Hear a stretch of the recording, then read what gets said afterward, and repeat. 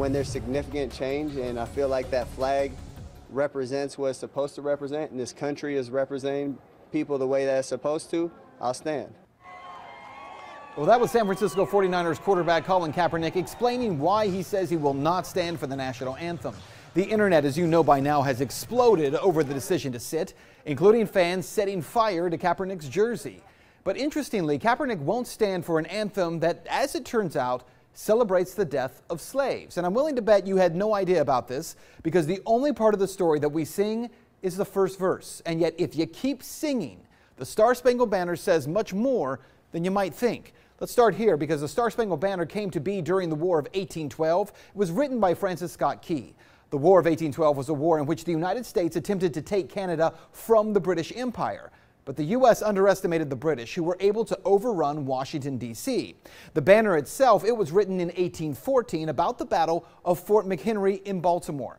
But as explained in an article by The Intercept, one of the missing parts of history is that part of the reason the British have been so successful during that war was their active recruitment of American slaves.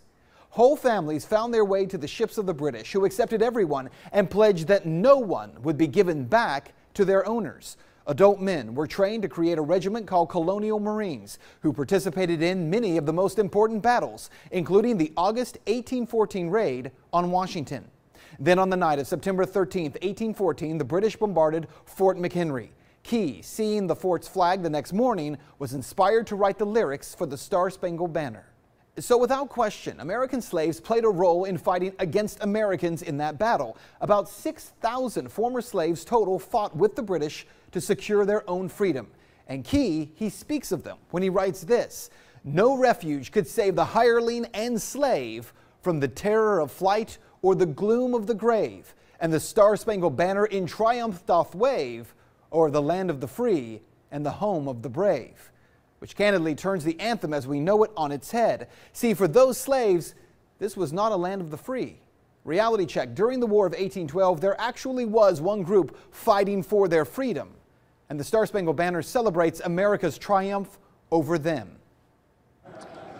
There's a lot of things that need to change. One specifically is police brutality. There's people being murdered unjustly and not being held accountable. Cops are getting paid leave for killing people. So what you need to know is that for all the outrage over Colin Kaepernick, let's end here with a question. In 2015 alone, 102 unarmed black men were killed by police nationwide, and hundreds have died every year. 2014, remember this guy, Eric Gardner? He was choked to death by police because he had sold loose-leaf cigarettes. No officer was charged.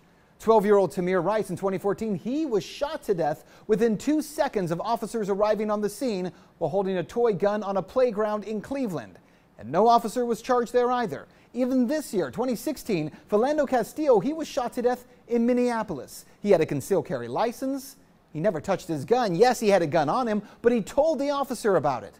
And yet he was shot to death anyway. And these are only 3 faces of the hundreds of unarmed black men who have died at the hands of police officers. Now here's the question. If you feel outrage when you see this picture of Kaepernick sitting down, and yet you do not feel any outrage when you see these images, well, quite candidly, isn't that part of the problem?